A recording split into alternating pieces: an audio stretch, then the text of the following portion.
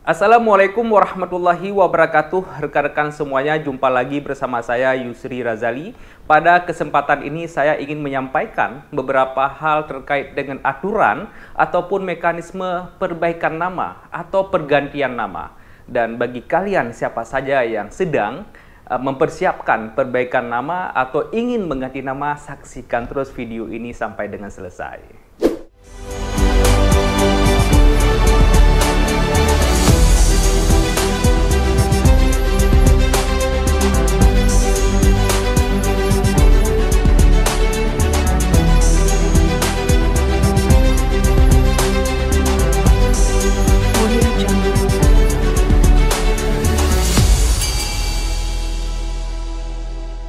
Rekan-rekan semuanya, berbicara mengenai pergantian nama ataupun perbaikan pada nama, ini sangat lumrah dilakukan oleh masyarakat Indonesia, terutama sekali oleh public figure seperti artis, politisi, dan sebagainya. Tentunya, dalam melakukan pergantian nama ini harus mengikuti aturan ataupun prosedur yang berlaku seperti itu. Pengalaman saya pada pemilu 2019 yang lalu bahwa sangat banyak calon anggota legislatif yang ingin mencantumkan nama panggilan mereka ataupun nama mereka yang sudah populer itu di dalam DCT maupun di dalam surat suara seperti itu. Dikarenakan dengan mencantumkan nama mereka yang sudah populer di kalangan masyarakat, yang sudah sangat dikenal oleh masyarakat, tentunya mungkin para politisi tersebut, para calon anggota legislatif tersebut sangat mudah melakukan edukasi ataupun sosialisasi bagi masyarakat untuk memilih mereka di saat pemilu nantinya. Oleh karena itu, video ini sangat penting saya rasa, terutama sekali bagi teman-teman politisi, bagi teman-teman calon anggota legislatif nantinya pada pemilu 2024 yang akan datang, yang ingin mencantumkan namanya yang sudah populer, apakah nama orang tuanya di belakangnya ataupun nama daerahnya dan sebagainya. Video ini sangat penting untuk disaksikan sampai dengan selesai seperti itu. Rekan-rekan semuanya, terkait dengan aturan pergantian nama ini sudah diatur pada pasal 52 Undang-Undang Nomor 24 Tahun 2013 tentang perubahan atas Undang-Undang Nomor 24 Tahun 2006 tentang administrasi kependudukan, serta diatur juga di dalam Peraturan Presiden Nomor 25 Tahun 2008 tentang persyaratan dan tata cara pendaftaran penduduk dan pencatatan sipil.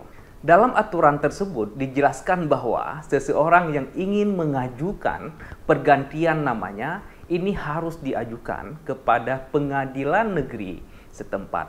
Artinya apa? Kalau misalnya saya ber-KTP di Kota Banda Aceh, berarti harus mengajukan ke pengadilan negeri Kota Banda Aceh, yaitu di mana tempat domisili kita sesuai dengan KTP kita, berarti kita harus mengajukan ke pengadilan negeri yang ada di wilayah domisili kita seperti itu. Rekan-rekan semuanya, terkait dengan persyaratan administrasi yang harus dipersiapkan sebelum mendaftar ke pengadilan, diantaranya adalah yang pertama, surat permohonan. Surat permohonan ini harus ditandatangani di atas materai 10.000. Yang selanjutnya, yang kedua adalah kartu tanda penduduk pemohon, kartu keluarga, akte pernikahan, dan yang kelima adalah ijazah, yang keenam adalah akte kelahiran, yang ketujuh adalah KTP 2 orang saksi. Semua alat bukti ini itu harus dileges di kantor pos di atas materai 10.000, kecuali KTP saksi yang tidak perlu dileges di kantor pos. Rekan-rekan semuanya, setelah semua persyaratan ini lengkap, baru diajukan ataupun didaftarkan ke pengadilan negeri setempat.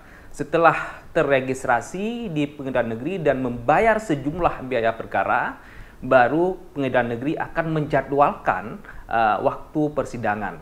Nanti setelah persidangan akan diputuskan ataupun akan ditetapkan apakah dikabulkan ataupun tidak terkait dengan perubahan ataupun pergantian nama tersebut.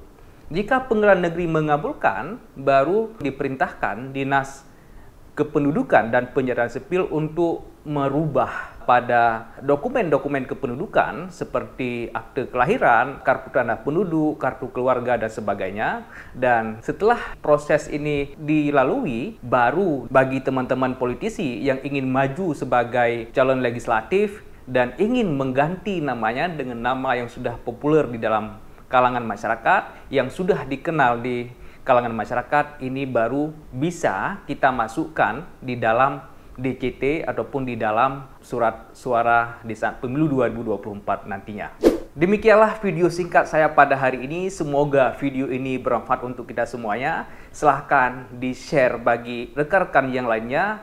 Dan jika ada pertanyaan, silahkan komen di bawah video ini. Insya Allah saya akan menjawab dalam video-video selanjutnya.